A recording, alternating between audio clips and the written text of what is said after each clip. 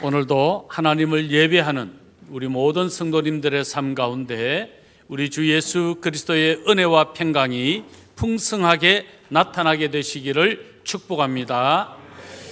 이 시간 옆에 계신 분과 이렇게 한번 인사 나누면 좋겠습니다. 예수님만이 살 길입니다. 한 번 더 인사하겠습니다. 예수님만이 유일한 구원의 길이십니다.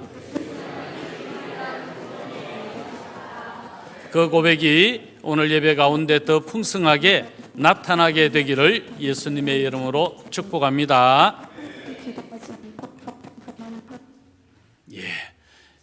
지금 음향장치도 기뻐서 막 요란을 떨고 있습니다.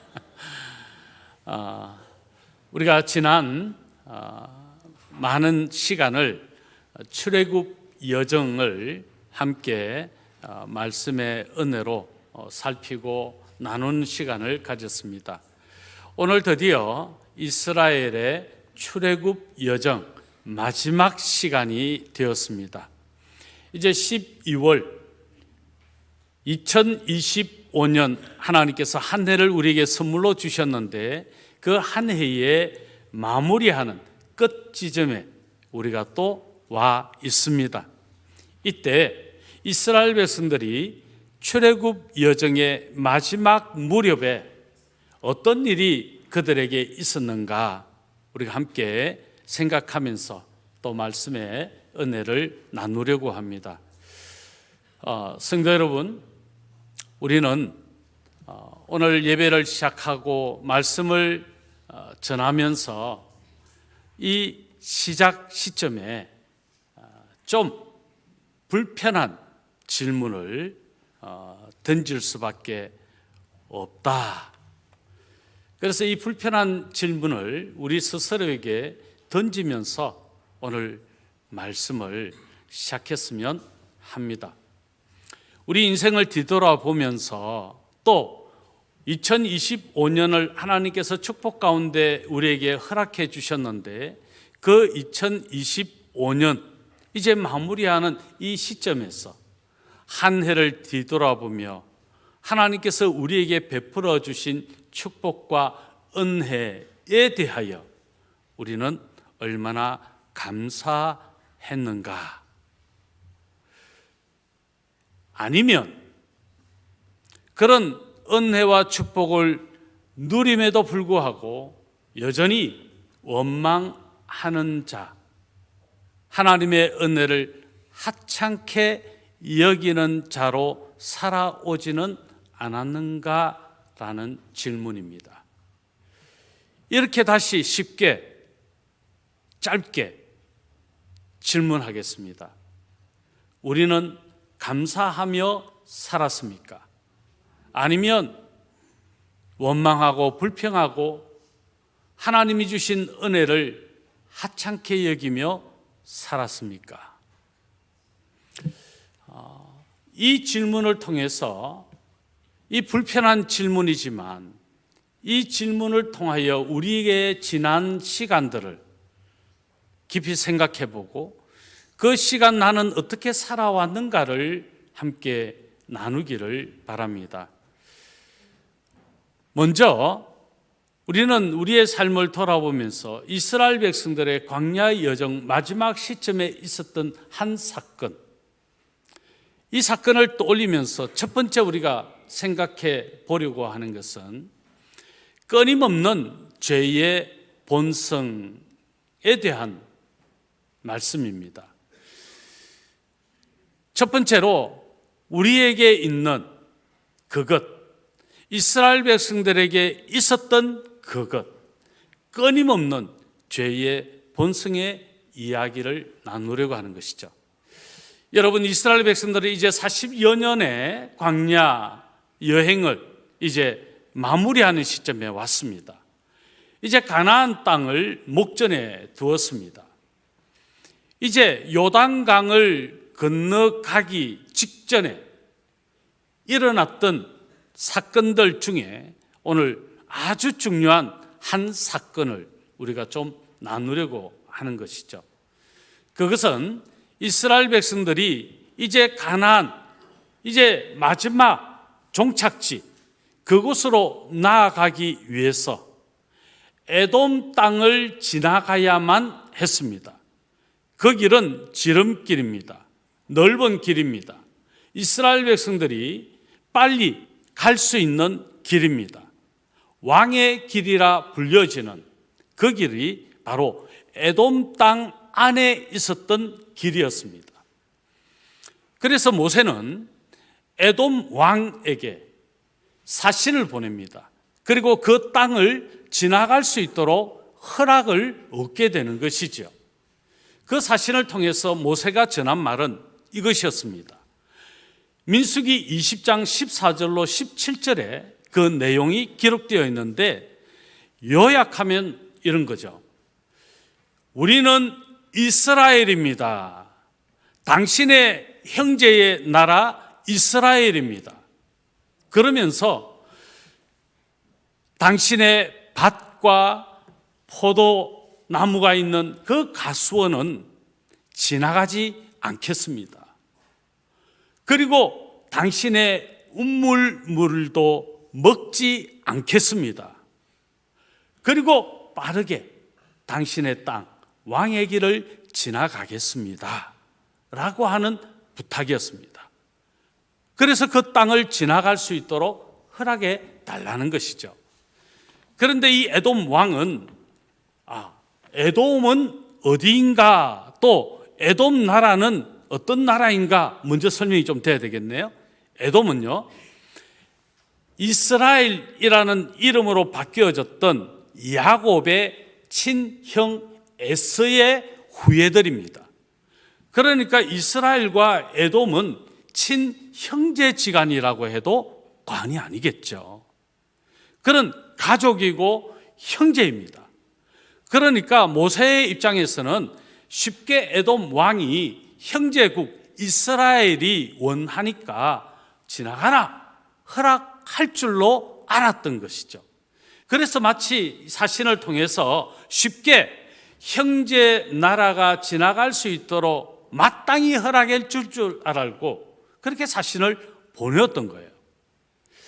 그런데 이 에돔 왕의 반응은 모세의 생각과 달랐습니다. 단칼에 거절합니다. 이것이 20장 18절, 자, 민수기 20장 18절인데요. 이 말씀 같이 한번 읽어보겠습니다. 에돔 왕이 대답하되 너는 우리 가운데로 지나가지 못하리라. 내가 칼을 들고 나아가 너를 대적할까 하노라. 칼을 들고 오히려 맞서서 싸우겠다. 너희가 이 땅으로 조금이라도 들어오면 용서치 않겠다. 이 에돔 왕의 반응은 모세의 기대와 전혀 달랐던 거죠. 어떻게 형제국인데 이토록 이스라엘에 대하여 배척하는 태도를 취할 수 있을까? 여러분, 이 대목에 대해서 하나님께서도 진노하셨어요. 어떻게 형제를 이렇게 무관심하고 방관, 즉 환난을 당하고 어려움에 당한 이스라엘을 방관할 수 있고 오히려 이렇게 폭력적으로 대응할 수 있는가? 하나님께서도 진노하셨어요. 그래서 오바댜서 1장 15절에 이 에돔에 대하여 하나님이 내가 행동한 그대로 내가 너에게 행하겠다 말씀하시죠. 하나님은 이 에돔을 벌하시겠다는 것입니다. 황폐시키겠다는 거예요. 형제를 돌아보지 못하는 것이 얼마나 악한 것인가, 이 행위가 얼마나 하나님이 미워하시는 것인가 하는 것을 알려주는 것이죠. 그뿐 아니에요. 이 에돔에 대하여 하나님은 많은 선지자 이사야, 예레미야, 아모스, 에스겔, 오바댜 등을 통해서 이 에돔에 대한 하나님의 진노의 마음을 쏟아 놓으셨어요. 그 에돔은 흔적도 없이 사라진 거예요. 여러분, 우리가 가까이 하고 사랑해야 될 형제들, 어떤 일이 있어도, 어떤 오해가 있다 할지라도, 어떤 마음 상함이 있다 할지라도 하나님은 형제가 우애하고 사랑하며 위하고 아끼고 또 힘이 되어주고 격려하고 축복하기를 원하십니다. 여러분, 우리 안에 다툼이 일어나는 것, 또 형제, 우리 예수 그리스도의 피로 가족이잖아요. 그런데 그 가족을 배척하는 행위는 하나님의 진노를 사는 일이 된다라는 거죠. 여러분, 이스라엘 백성이 어떤 백성입니까? 하나님이 사랑하셔서 구원하신 백성이에요. 하나님이 책임지고 언제나 하나님의 시선을 머물고 하나님의 시선이 그들에게서 떨어진 적이 없는 하나님의 사랑의 대상이에요. 오늘 본문 이후 민수기 22장으로부터 24장에 가면 모압 왕 발락이 이방 점술가이면서 하나님과 대화를 하는 이 특별한 어떤 선지자적 사명까지 감당하는 듯한 탐욕스러운 발람이라고 하는 사람에게 저 이스라엘 백성들을 저주해달라고 물질, 금은 부하를 주고 이것을 부탁하게 되죠. 그래서 발람은 탐욕이 많은 자라 이스라엘을 향하여 저주하려고 하지만 4번씩이나 걸쳐서 저주하려고 했던 그 저주가 바뀌어서 축복하게 되는 사건이 민수기 22장부터 24장까지 일어나요. 자, 무슨 이야기를 지금 하는 거예요? 하나님의 택한 백성, 하나님이 사랑하시는 민족, 하나님의 백성들, 하나님의 자녀들은 함부로 저주할 수 없다는 거죠. 하나님이 지키시고 하나님이 도우시고 하나님이 보호하신다는 것이죠. 그런 이스라엘을 향하여 에돔이 적대하는 모습, 하나님은 용서하실 수가 없는 겁니다. 자, 이런 상황 속에서 이스라엘 백성들은 지금 에돔 땅 왕의 길을 지나가면 빨리 갈 수 있고 그 길은 좋은 길이라 가나안까지 무사히 갈 수 있었어요. 그런데 에돔 왕이 이것을 거절하자 이 우회로를 가야, 홍해의 길을 둘러서 가야 되는 그런 상황이 되었던 것입니다. 그러니까 갑자기 그 험한 길을 가야 되니까 물 문제, 식량 문제, 또 힘들고 지친 여러 가지 어떤 복합적인 문제가 앞에도 지나왔던 불평의 이유, 원망의 이유가 재현되는 것 같은 상황에서 그들이 엮고 하나님을 향하여 원망하고 불평하게 되는 일이 발생하게 됐다는 거예요. 지금까지 지나온 경험으로 그들은 하나님이 그들을 어떻게 지키시고 도우시고 인도하셨는가를 생각해야 되는데, 하나님이 그들과 함께 하셔서 그들에게 사랑을 나타내셨던 그 일을 생각해야 되는데 힘들 그때만 묵상하게 되는 이런 일이 그들에게 일어났다는 것이죠. 자, 그들의 반응 우리 한번 볼까요? 오늘 본문 21장 5절입니다. 같이 한번 읽어보겠습니다. 백성이 하나님과 모세를 향하여 원망하되 어찌하여 우리를 애굽에서 인도하여 이 광야에서 죽게 하는가? 이곳에는 먹을 것도 없고 물도 없도다.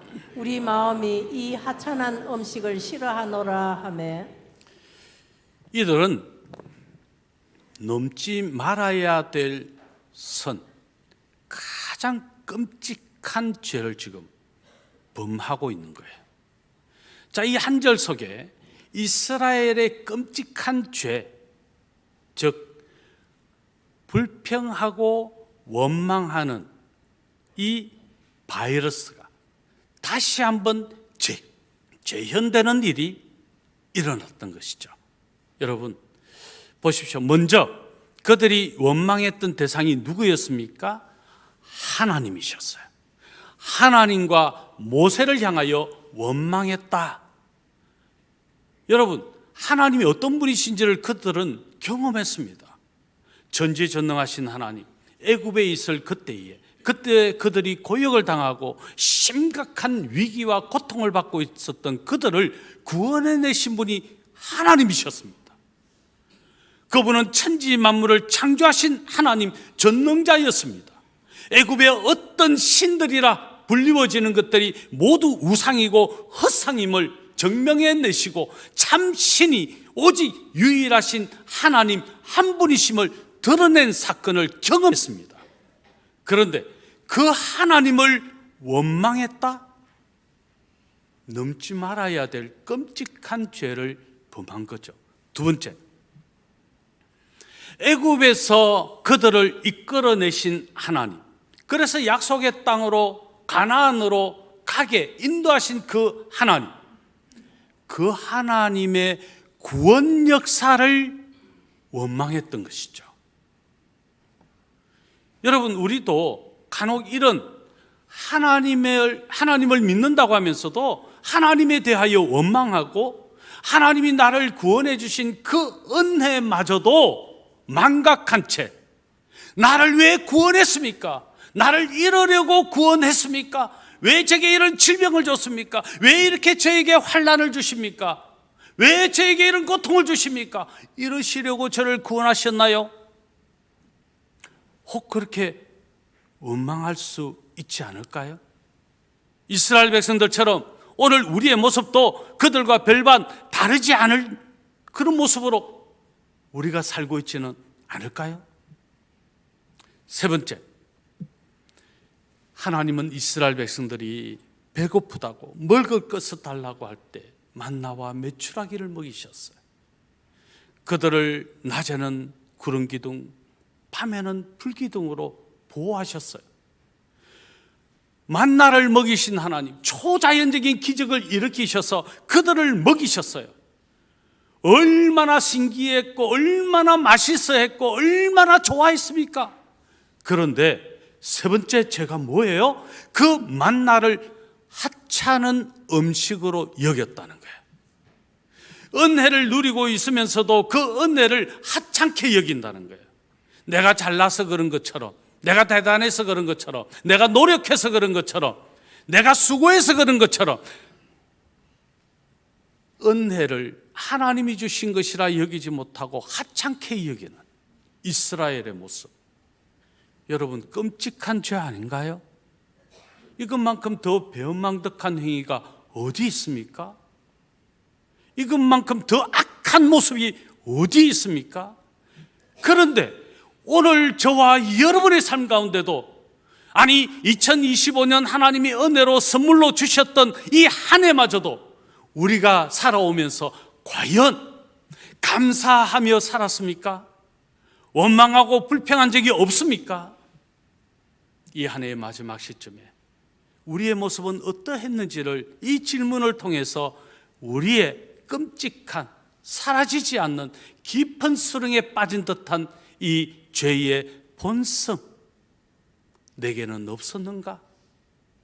그 죄의 본성이 끄집어내어진 그 시간이 내게는 없었는가? 한번 생각해 보자는 것이죠. 그렇습니다. 오늘 우리 안에 있는 이 죄의 본성, 우리의 연약함 때문에, 우리의 부족함 때문에 우리는 시시때때로 이스라엘 백성들의 광야 여행길에서 나타났던 것 같이 우리도 불평하고 원망하는 이 불평 바이러스, 원망 바이러스가 우리 인생사에 마치 우리를 괴롭히는 고통처럼 작용하고 있지는 않았는가? 이 시간 두 번째로 우리가 생각해 볼 것은, 그런 이스라엘 백성들 하나님은 어떻게 처방하셨는가 하는 것이죠. 그런 불평 바이러스에 넘어진 이스라엘을 향하여 하나님은 진노하셨죠. 벌을 주시기로 작정하셨습니다. 불뱀을 보내셨습니다. 그리고 불뱀에 물린 자마다 심각한 고통을 당하고 죽음을 당한 이 징계를 그들이 받게 되는 것이죠. 여러분, 불뱀은 뱀입니다. 뱀. 자, 그럼 뱀 하면 떠오르는 생각이 없습니까? 있죠. 바로 아담과 하와가 뱀의 유혹으로 하나님과의 맺어진 약속을 파기하는, 하나님의 언약을 깨트리는 끔찍한 죄를 범하게 됐죠. 그래서 뱀은 사탄을 상징하고 뱀은 죄의 유혹을 상징하는 것입니다. 죄의 유혹에 넘어진 이스라엘 백성들, 하나님을 향하여 원망하고 구원받음을 원망하고 은혜를 원망하는 죄의 유혹에 넘어진 이스라엘 백성들에게 마치 그것을 상기하게 하시기라도 하듯 불뱀을 보내셔서 죄의 이 뱀에게 물려서 이 죄의 유혹에 넘어지면 끔찍한 재앙, 하나님의 진노와 심판이 있을 수밖에 없다는 이 교훈을 그들에게 주게 되는 겁니다. 성경은 말씀합니다. 죄의 삭은 사망이라. 그러므로 성도 여러분, 우리 안에 어떤 죄의 본성, 죄의 요소라도 이 한 해를 끝맺기 전에 말끔히 제거하십시오. 우리의 죄 문제를 해결해야 합니다. 그 죄를 자각하는 것 중요합니다. 그 자각되어진 죄를 해결하는 것, 치워버리는 것, 멀리해버리는 것, 끊어내버리는 것, 이것이 중요하다는 것이죠. 자, 이제 두 번째로 우리가 오늘 본문을 통해서 생각해 보려고 하는 것은, 그러면 하나님께서 이 불뱀에 의하여 물려 죽게 된 이스라엘 백성들을 그냥 내버려 두시는가 하는 겁니다. 아니죠. 우리 한번 따라서 하겠습니다. 두 번째, 놋뱀은 구원의 유일한 길입니다. 놋뱀은 구원의 유일한 길입니다. 오늘 본문 8절의 말씀인데 같이 한번 읽겠습니다. 여호와께서 모세에게 이르시되 불뱀을 만들어 장대 위에 매달아라. 물린 자마다 그것을 보면 살리라. 자, 불뱀을 모형을 만들어서 장대 위에 매달아라. 그리고 그것을 보는 자는 뭐 한다고요? 살리라. 놋뱀을 만들어서 그것을 보는 자는 산다. 자, 이 의미가 뭘까 하는 것이죠. 하나님은 불뱀에 물려서 죽음을 당하는 이스라엘 백성들을 사랑하십니다. 그럼에도 불구하고 하나님의 시선은 그들에게서 떨어지지 않습니다.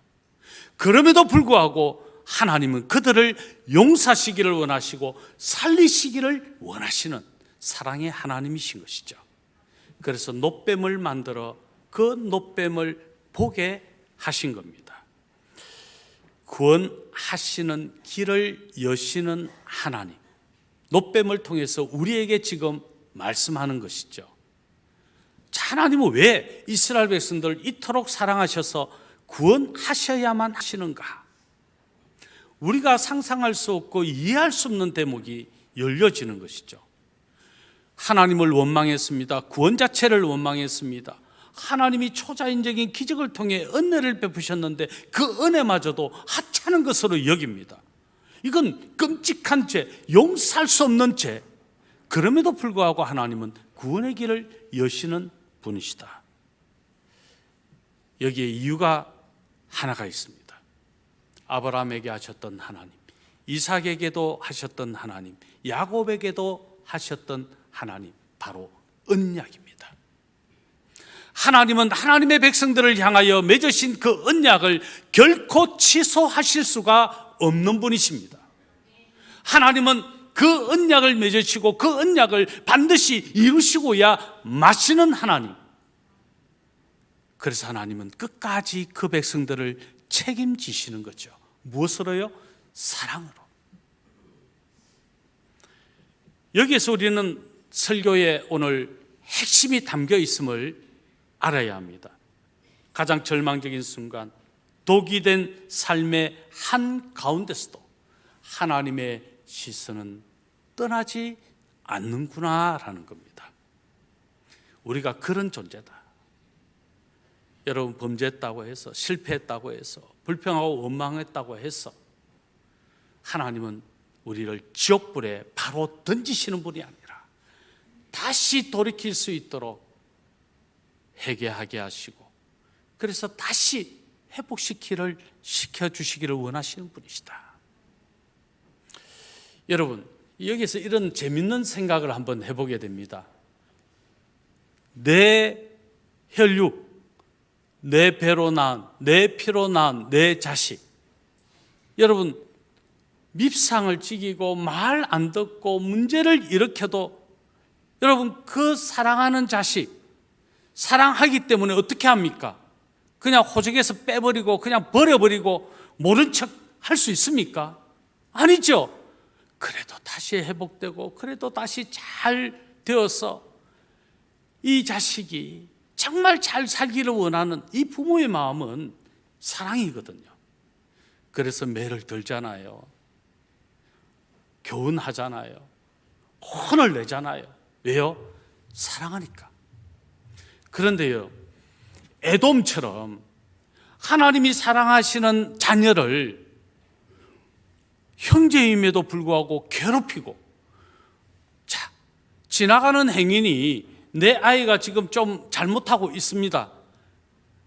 잘못한다고 해서 지나가는 행인이 제3자가 아무도 이 아이를 제대로 알지도 못하는데 와서 그냥 꿀밤을 한 대 때리고 몽둥이 들고 와서 뭐 그냥 종아리를 때리고 가면 어이구 잘합니다, 아이고 고맙습니다, 그럴 부모 있으면 손 들어 보십시오. 아니죠. 괘씸해서 용서가 안 되죠. 에돔을 어떻게 하셨다고요? 네가 행한 대로 하나님께서 행하시겠다, 그냥 박살을 내시는 거죠. 여러분, 하나님은 우리의 아버지십니다. 그래서 우리를 사랑하시는 거죠. 노뱀은 그 사랑의 증거인 거예요. 그래, 그래도 내가 맺은 이 언약, 내 사랑하는 내 백성, 나는 끝까지 책임져야지. 그 시선을 놓지 않는 것이죠. 제가 이번에 성지순례를 했지 않습니까? 그래서 이 출애굽 여정을 계속 설교를 해왔잖아요. 제가 보여드리고 싶은 사진이 억수로 많았는데 계속 보여주면 여러분 식상하잖아요. 이제 출애굽 여정 마지막 설교니까 그래도 사진 한번 봐야 안 되겠습니까? 성경에 보면 이 노뱀이 있는 장소는 호르산 주변 에돔의 한 땅, 국경 근처인 것으로 성경은 말씀하고 있습니다. 자, 지금의 이 노뱀이 설치된 곳은 요르단 남단 네보산이라고 하는 곳이라고 추정해서 그곳에 모세의 기념관을 세우고 노뱀의 모형을 만들어 세워뒀습니다. 자, 사진 한번 보여주실까요? 자, 이게 만들어진 노뱀입니다. 이 네보산 위에 있는 바로 모세의 노뱀 모형이죠. 자, 그리고 이 노뱀을 쳐다봄으로 살았잖아요. 저도 한번 쳐다봐야 안 되겠습니까? 예, 그래서 한번 확 쳐다봤습니다. 예.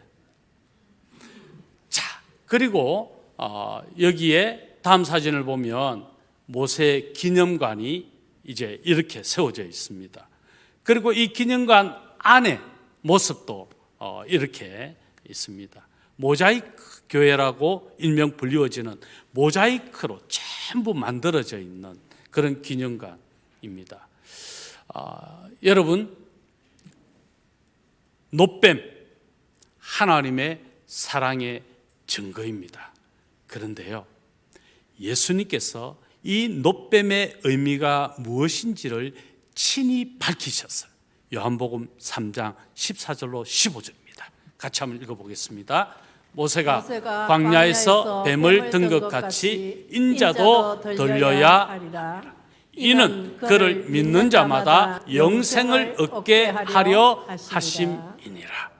이 노뱀이 곧 예수 그리스도께서 십자가에 못 박히신 이것을 예표하는 것이라고 예수님께서 친히 밝히신 거예요. 예수 그리스도의 십자가가 내 죄를 사한 십자가요, 구원의 십자가임을 믿음으로 영생하게 된다. 예수님께서 밝히신 것이죠. 여러분, 우리는 모두가 다 죄인이었습니다. 멸망당함이 마땅한 죄인이었습니다. 그런데 그런 우리를 예수 그리스도께서 죄의 형상이 되셔서 인간의 몸을 입으시고 이 땅에 오셔서 죄의 형틀인 십자가에서 우리가 죽어야 되는 죽음 대신 예수님이 친히 죽어주심으로 우리의 구원을 이루어 주시고 그 예수님을 믿음으로 우리가 영생하게 되었다.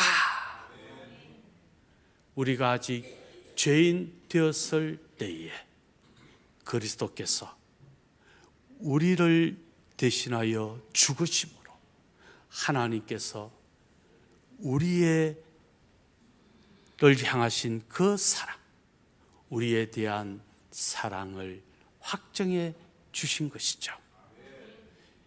여러분, 하나님은 사랑이십니다. 우리를 그냥 간과하시지 못하시는 분, 그래서 사랑하셔서 독생하신 아들 예수 그리스도를 보내시고 우리가 죄인 되었을 그때에 예수님이 십자가에서 우리를 대신하여 죽으심으로 하나님이 우리를 사랑하신다라고 하는 것을 친히 증명하셨다. 내가 너희를 사랑하노라 증명하셨다. 여러분, 우리는 하나님의 사랑받는 자입니다. 그러므로 하나님의 사랑받음의 증거가 무엇입니까? 예수 그리스도의 십자가라는 거예요. 그래서 우리는 예수 그리스도 십자가를 바라봐야 되는 거죠. 이스라엘 백성들이 불뱀에 물려서 죽게 되었을 그때에 놋뱀을 봄으로 살아 말씀처럼 예수 그리스도의 십자가를 바라보는 삶이 되어야 된다. 히브리서 12장 2절의 말씀입니다. 우리 같이 한번 읽어보겠습니다. 믿음의 주여 또 온전하게 하시는 이 예수를 바라보자. 그는 그 앞에 있는 기쁨을 위하여 십자가를 참으사 부끄럽게 여기지 아니하시더니 하나님 보좌 우편에 앉으셨느니라. 그래서 기독교는요, 바라봄으로 구원받는 신앙 공동체입니다. 누구를 바라봄? 예수 그리스도를 바라보는 거죠. 그래서 로마서에서 10장 9절인데 사도 바울이 이렇게 말하죠. 이 말씀도 우리 같이 한번 읽어봅니다. 내가 만일 내 입으로 예수를 주로 시인하며 또 하나님께서 그를 죽은 자 가운데서 살리신 것을 내 마음에 믿으면 구원을 받으리라. 아멘. 그렇습니다. 예수 그리스도를 주로 시인하고 내 마음으로. 자, 그러면 우리가 예수님이 주가 되심을 시인하는 것, 내 마음으로 나를 살리신 예수 그리스도의 십자가의 죽으심을 믿는 것, 이게 뭐냐? 예수님이 내 죄를 대신하여 인간의 형상으로 이 땅에 오셨고 그분이 십자가에 못 박히셔서 내 죄를 대신하여 죽으셨다. 그러나 그분은 메시아 하나님이시라. 사흘 만에 부활하셨고 그분은 지금 하나님의 우편으로 승천하셔서 우리를 위하여 지금도 친히 중보하시는 분이심을 믿고 그분은 반드시 다시 오실 재림의 주 예수 그리스도이심을 믿는 것, 이것이 십자가의 주님을 보는 것입니다. 이것이 내 입으로 시인하는 것이고 내 마음으로 믿는 것입니다. 바로 거기에 구원이 있는 것이죠. 이 한 해를 끝맺는 시점에서 여러분, 우리는 바로 그 구원의 믿음, 십자가 앞에 예수 그리스도를 바라보는 이 신앙이 고백되어져야 되는 겁니다. 오늘 우리가 찬양했죠. 112장 3절의 가사인데요. 이 괴롭 많은 세상에 짐지고 가는 자, 그 험산 줄령 넘느라 온몸이 고나나 이 죄악 세상 살 동안 새 소망 가지고 예수 십자가 바라보며 살자. 이렇게 이 3절의 끝맺음을 하고 싶어요. 그리고 마치고 또 부를 115장 기쁘다 구주 오셨네 3절입니다. 역시 온 세상 죄를 사하려 주 예수 오셨네. 죄와 슬픔 몰아내고 다 구원하시네. 다 구원하시네. 다 구원하시네. 십자가를 바라보라. 단순히 성탄 캐롤이 아니에요. 단순히 성탄 찬양이 아니에요. 구원의 주 예수 그리스도를 바라보는 성탄이어야 된다. 이게 이 찬양의 핵심이에요. 자, 그러면 예수 그리스도의 구원, 예수님이 십자가를 바라보라 하셨습니다.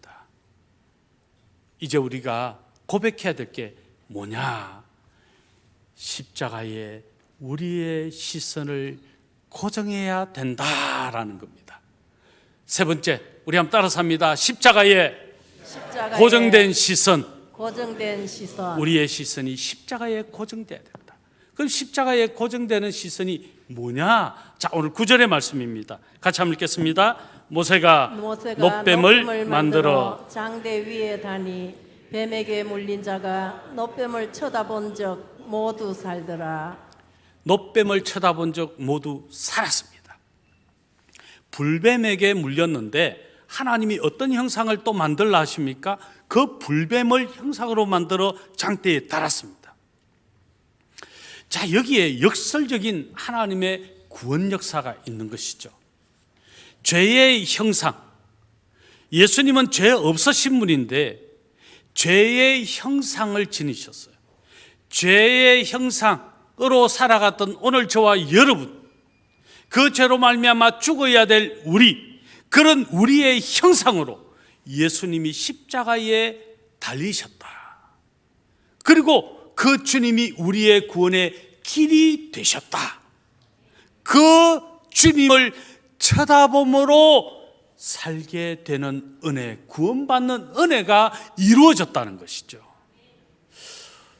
골로새서 1장 12절로 14절에 보면 바로 그 십자가에 우리의 시선을 고정하는 게 뭐냐, 그 구원의 감격적인 삶을 사는 게 뭐냐 하는 게 나타납니다. 자, 같이 한번 읽어보겠습니다. 우리로 하여금 빛 가운데서 성도의 기업의 부분을 얻기에 합당하게 하신 아버지께 감사하게 하시기를 원하노라. 그가 우리를 흑암의 권세에서 건져내사 그의 사랑의 아들의 나라로 옮기셨으니 그 아들 안에서 우리가 속량 곧 죄사함을 얻었도다. 예수 그리스도의 십자가를 바라봄으로, 그 십자가의 예수 그리스도를 쳐다봄으로, 그 예수를 나의 입으로 나의 주로 시인하고 내 마음으로 복음이신 예수 그리스도를 분명하게 믿음으로 구원받은 자, 그가 어떻게 한다고 말합니까? 아주 중요한 핵심 구절이죠. 말씀드립니다.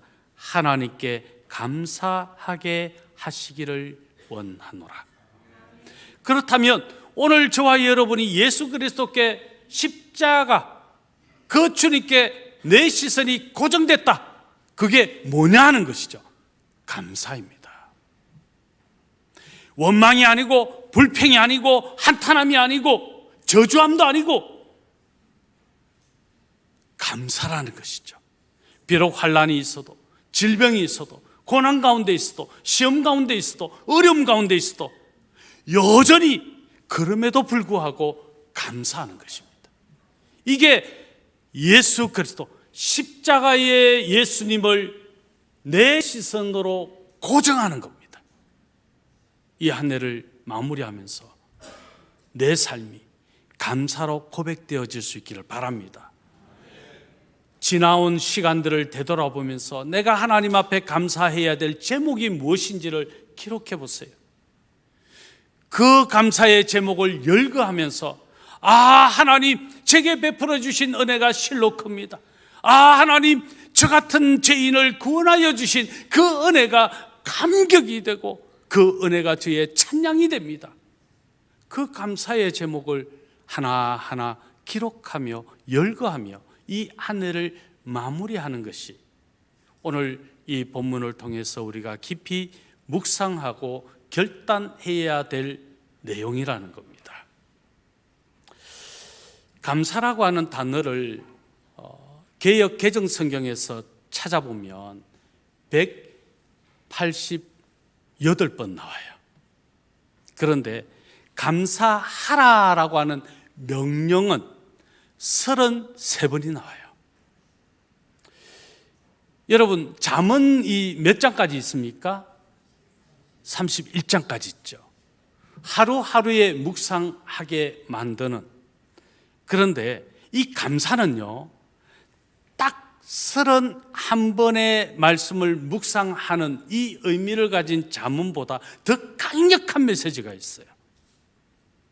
제가 그냥 묵상한 거예요. 제가 만들어낸 거예요. 그냥 주석에 있는 건 아니에요. 33번. 우리의 매일이 감사여야 되는데 감사는 31번보다도 넘쳐야 된다.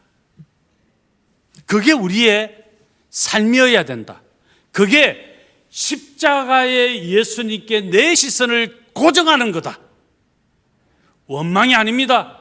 불평이 아닙니다. 감사입니다.